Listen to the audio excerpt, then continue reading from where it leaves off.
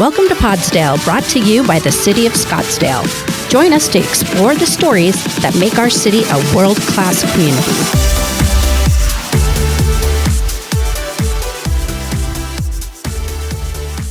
Hi, everyone, and welcome back to Podsdale, the podcast where we share stories, people, and moments that make Scottsdale such a special place. I'm Gayle, and Greer is out today.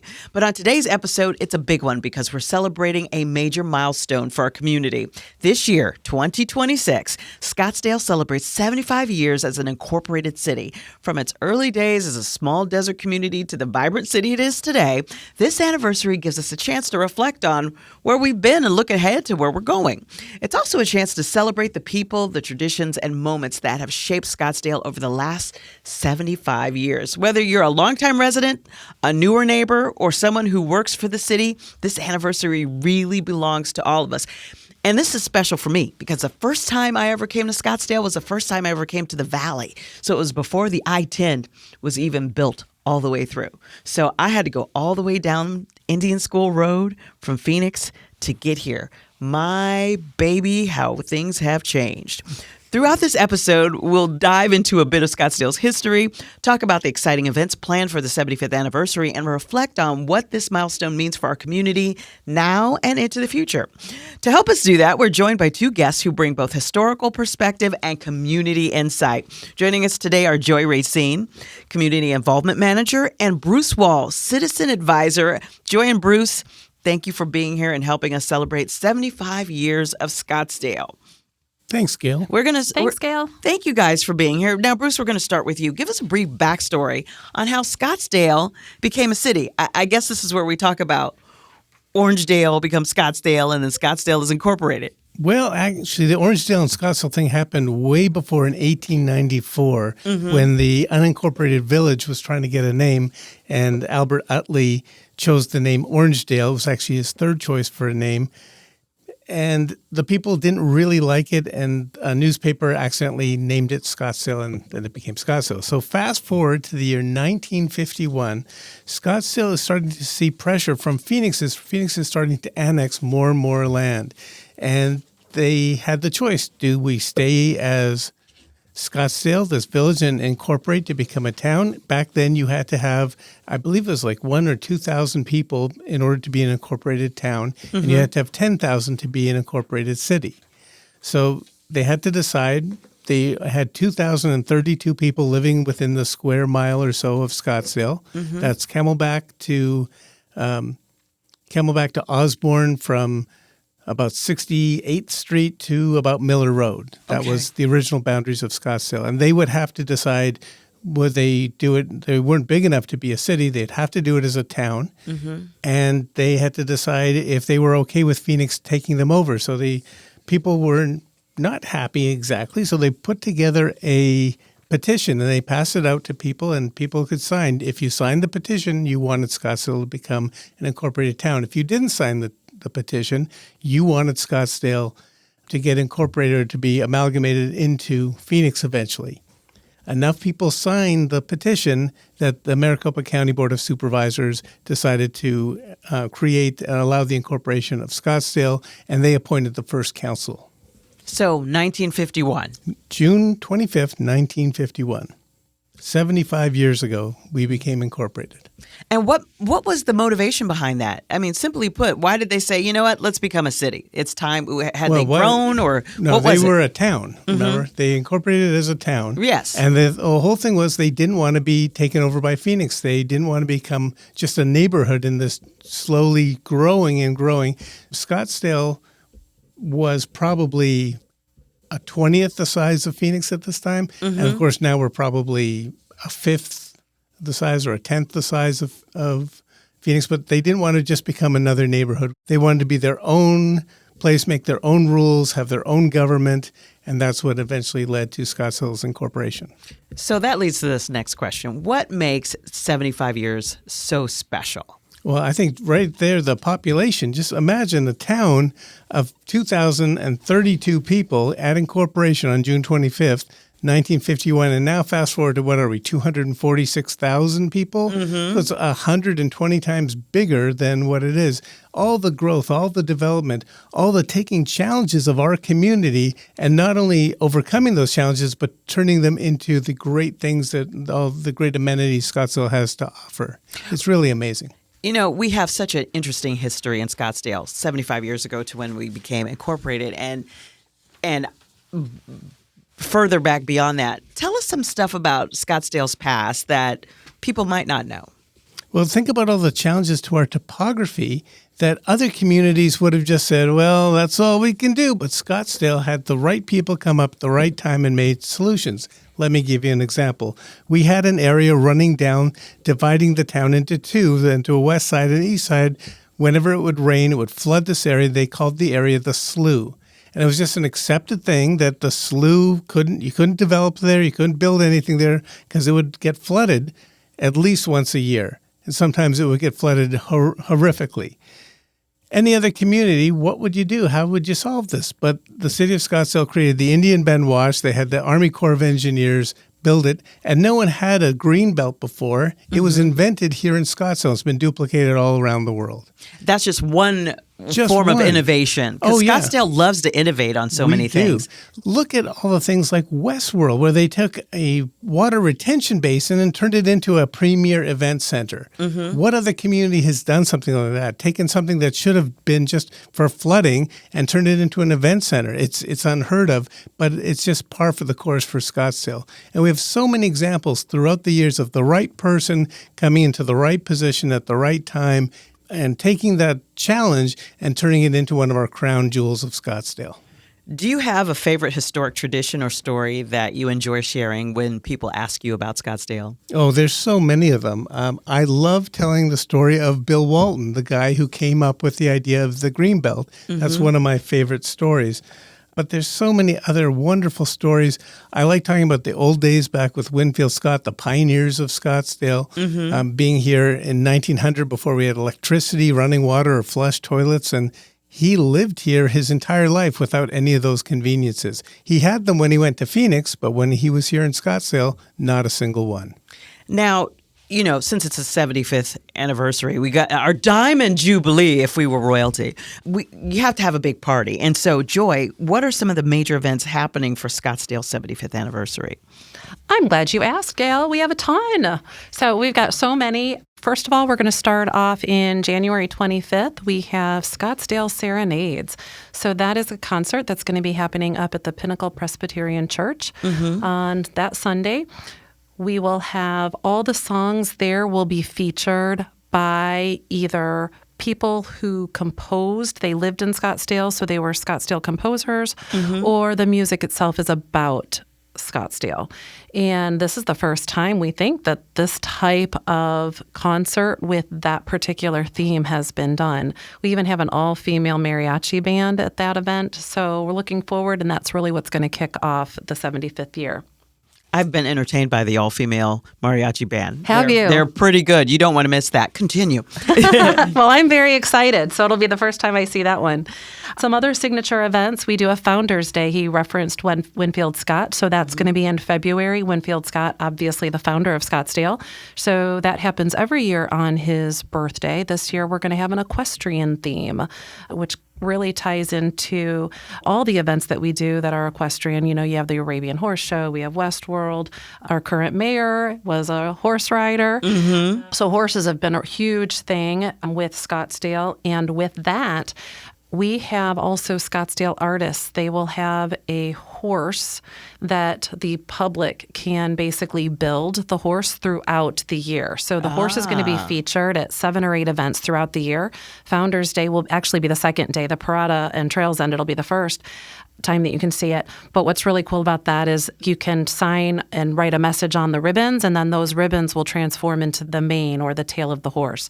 So Founders Day is in February. You mentioned anniversary birthday. So of course we have to celebrate the birthday on June 25th. So we're going to have a big breakfast birthday bash. That'll be held at the stadium. July 4th, I'm sure people are aware, but they're also celebrating another minor milestone, the America's 250th anniversary. I was around for the bicentennial, so I'm actually rather excited about this. Yes, I remember yes. being a little girl getting my bicentennial quarter. Oh, that's so I was cool. so excited about. I remember there was an episode of Sanford and Son where Fred Sanford goes, "And that was your bicentennial minute." Because there were bicentennial minutes on Yes. TV. It was a huge thing. So I'm excited to see what everybody's going to do this year for that. And Yes. we're going to do something big. Well, we will. So at Westworld, obviously, we have our fireworks. We are one of the biggest, and this year is proving to be even bigger because we will be celebrating America's 250th. And of course, we will also have our 75th as well. So those are some of the major events that we're having. And of course, we're going to have a whole bunch of smaller events as well. Yeah, but are any of the events that are your personal favorites that are like, this is the one you don't want to miss? My vote is July 4th. I said to my plus one, we are not going on vacation around July 4th. We are going to be in America. That is true. July 4th is pretty cool. The ones that really get to me that I really think people should not miss are the ones that really highlight our history and also really kind of tug at some of those heartstrings of history. So at this year's Parada, we are featuring a float, and that float is going to have people who were also born in 1951. Oh, that's great. And so I think that's really cool because they are celebrating their milestone birthday right alongside of us. So they will be on the float. So I think that's really cool just to be able to see that. We are also going to bring back years and years ago, back in the 60s, we used to have an honor grove over in El Dorado Park. And just with all the renovations, the honor grove is not exactly what it used to be. So we are bringing the Honor Grove back for veterans. So to honor our veterans on November 11th, I think that's going to be amazing. We're having 75 trees planted. Those trees will create along the pathway, so it's a nice shaded pathway. That one, I think, just a really great way to honor the veterans is to have that. We are also, as you know, and I'm very excited about this, the old-timey radio play. That's going to be in the fall that we're doing to talk about the history of our aviation. We do have a Scottsdale airport here. Who knew the history that it had with World War II?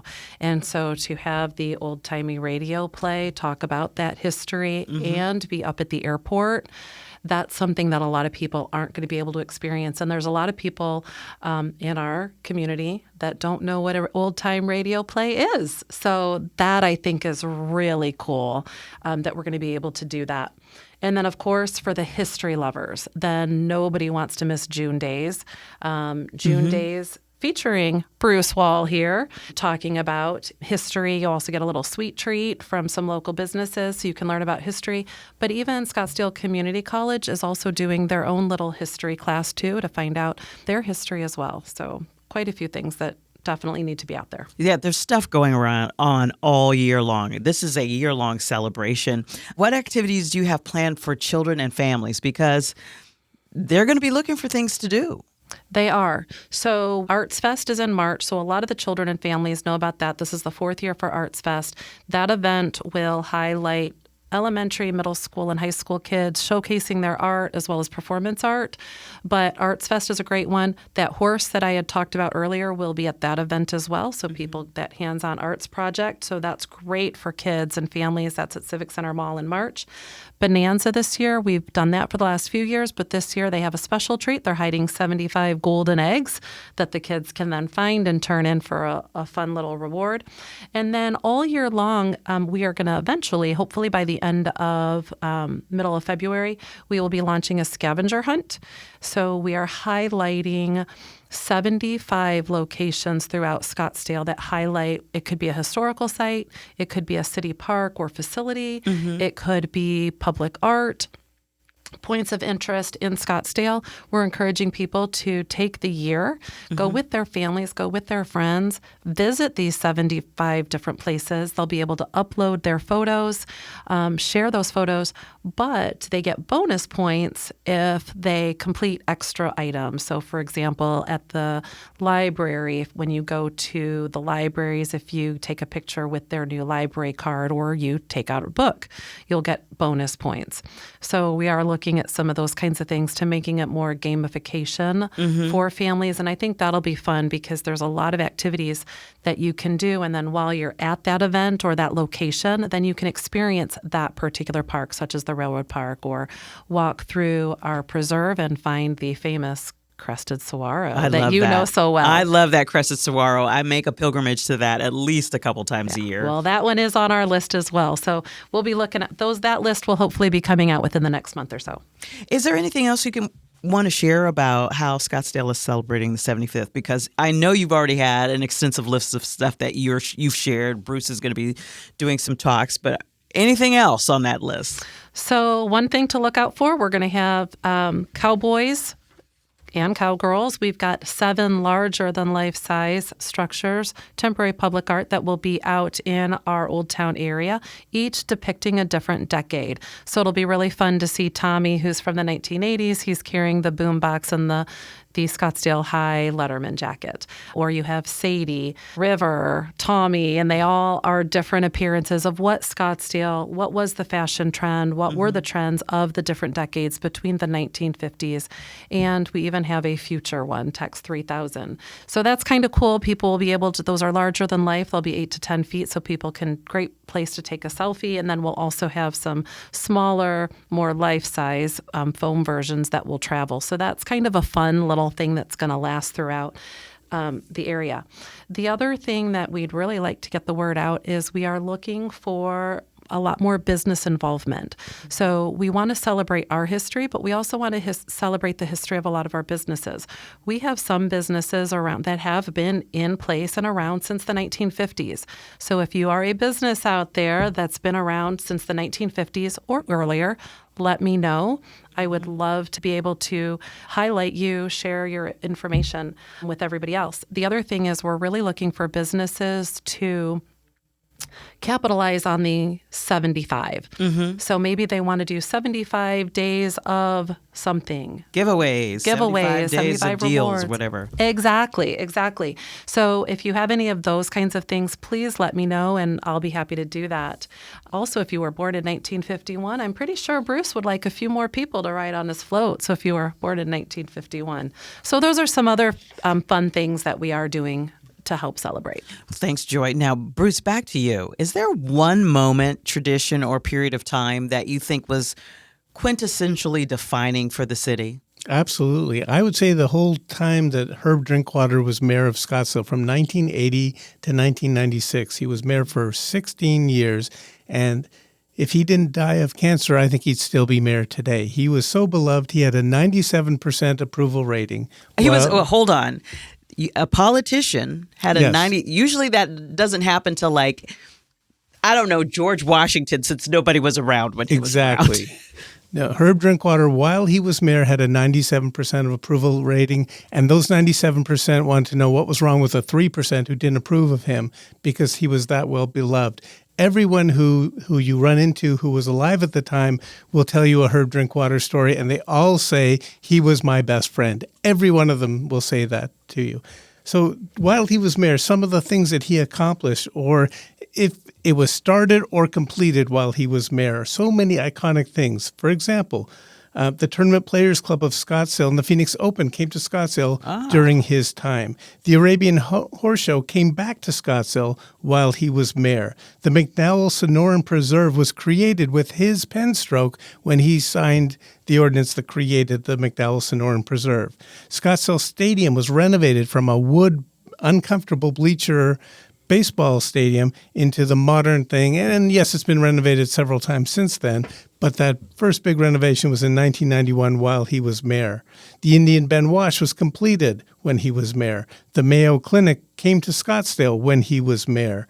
Nordstrom's came to Scottsdale when he was mayor. And it goes on and on and on. He just was, those time of his 16 years as mayor was quite the time for Scottsdale, with just innovation, creativity, new things coming in that we all think of as normal today, but it all started during his time as mayor. Yeah, I moved here in 96, and so I learned a lot about him at the time. But the other person that I find fascinating is Bill Donaldson. Talk about him. Bill Donaldson is amazing. So he was our city manager in the 60s, and he challenged all the city department heads to be innovative, to change things. So let me give you an example. They were to do solid waste at that time, to pick up the trash. They had 6 guys following a trailer, and they were picking up individual cans. Like each person would have 5 or 6 trash cans in front of them, and someone would have to go out and pick them up and put them into the back of this dumpster thing. And that's how they picked up trash. What was happening was every single person did this, lasted until the summertime, and then they all quit. No one wanted to do it after one summer, or they wanted to get the job driving the truck, not being in the back picking up the trash. It was difficult. It was very hard work. Injuries were common. So Bill Donaldson said, what could we do? And they had a guy named Chuck Kalinowski who was quite a tinkerer, and he built from the ground up a machine that he called Godzilla. He said it's such a beast that it's like I'm building Godzilla, and everyone laughed and they called it Godzilla. So Godzilla was the first mechanized machine that could pick up the trash, and everyone got the same size can given by the city, and then that would pick it up. And kids used to go out and watch the machine. It was like entertainment. It was an event. Oh yeah, and this was the first community to ever do that. And that was just one example. Just about every department had some sort of innovation that happened during Bill Donaldson's time. Just an incredible, incredible leader. And he went on and did many other things in his life. I have not met, but I have been in email chains with his son, and his son seems like a really amazing guy as well. It just seems like the innovation and the Donaldson family are going hand in hand. And police aids. Oh, yes. Talk about that. So, for example, there were calls that the police officers were going to, and they were kind of like taking an inordinate amount of time. For example, when you had a car accident, it was a police officer would have to come off for about 2 hours to write the report and file all the paperwork and do all the things that were needed. Every time they took a burglary report, every time they took a criminal damage report, this was taking hours of time to write all these reports. So the Scottsdale Police Department invented the position of a police aide. And the idea was that they would come as a police aide for a year or two, and then they would go to the police academy and become a police officer. Well, the program was so successful, and some people didn't want to become police officers. They were very happy being police aides. And by doing this, they took a lot of the time-sucking responsibilities that really a police officer didn't need to do. So the city went to the state and they had a law made that said that civilians who were properly trained could cite parked cars, could issue citations at traffic accidents, and could write police reports for things like burglaries and all the things that you didn't need a police officer to be present for. And this allowed the officers to be available when there were the emergencies happening. It was a huge innovation, and it's been copied by just about every other city in the state, or many cities in the state, because it's such a great idea for the use of the police officer's time. Now, Joy, through your work, you interact with the community in a lot of ways. What does celebrating Scottsdale's 75th anniversary mean to you personally? With the 75th, because there's so many events that appeal to so many different interests, age groups, that it really resonates with everybody. And as somebody who is involved with the community, I want our community to come together. I want them to share. And being able to come to these events and then be able to say, oh, I didn't know that, and then start talking with other people there. Mm-hmm. I mean, even alluding back to the people born in 1951 on the float, hopefully they'll make that connection. And, oh, which school did you go to? Oh, you were my rival. And you start to have those connections. And when these kids go to these events or you're going to these different locations, we're really hoping that they will then go back to their neighbors, to their friends, to their families and say, hey, you really need to do the scavenger hunt. Hey, you really need to come to this this movie or this, extra event, this dance, this party, this whatever, and bring people with them. And with that, that's going to bring their community together. They're going to take it back to their families and to share that. And any time that we can share our history and all the wonderful aspects of Scottsdale, I'm all for that. Well, Scottsdale has so many neighborhoods, cultures, and experiences. How do you think both of these celebrations will help bring people together and strengthen a sense of community? there's just so many interesting facts. There's so many things about history that so many people don't know. And, everybody who sees the Greenbelt every day, everybody sees the wash when you come down here. But who knew that we were the first? That was the slough. That was the slough. And I mean, Scottsdale's known for its beauty. It is. It's known for so many wonderful, nice things. And to imagine that they had this slough going through the town, it's unimaginable to me. It really is. And there's so many of those nuggets of history and so many of those key aspects throughout that it's just fun to share. And so I think that alone, because now somebody's going to go back and say, oh, did you know? Did you know? And they're just going to keep sharing that information, and just sharing that information and being around people, I think, is great. Now, Bruce, what do you hope people remember most about Scottsdale's history as we celebrate Scottsdale 75? My favorite thing is, and I sound like a broken record, but it's so important. In every generation, some incredible leader has stepped forward and been the right person at the right time to take something that could have become a negative, it could have become a disaster for our city, and instead it's been changed or transformed into an incredible amenity of the city. And really, it's really what makes Scottsdale so unique in the state and probably in the country. Our preserve. Mm-hmm. Who would think that a city would self-tax itself for 30 years to buy land and then not do anything with it so that everyone could go and experience the Sonoran Desert? Mm-hmm. People fly from all over the country and all over the world to experience the McDowell Sonoran Preserve. What a phenomenal resource for the future of Scottsdale. It is. It's a beautiful place to visit. And if you come here and you stay in Old Town, you can walk along the Greenbelt. Mm-hmm. You could ride your bike. It's great.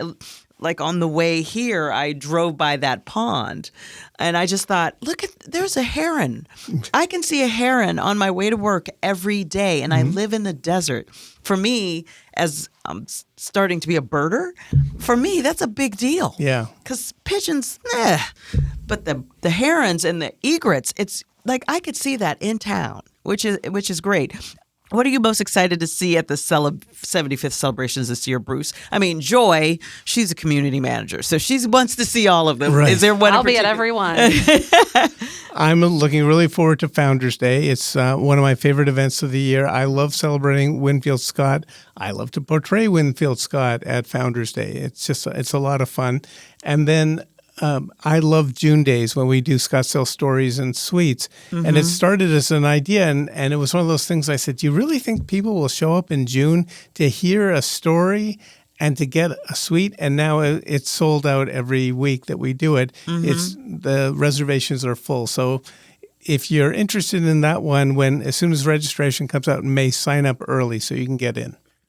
All right. Well, how can people find out more about all these events? We went over everything, but they're going to say, what was that thing she talked about? Where do we go? How do we find out all the details about what's going on?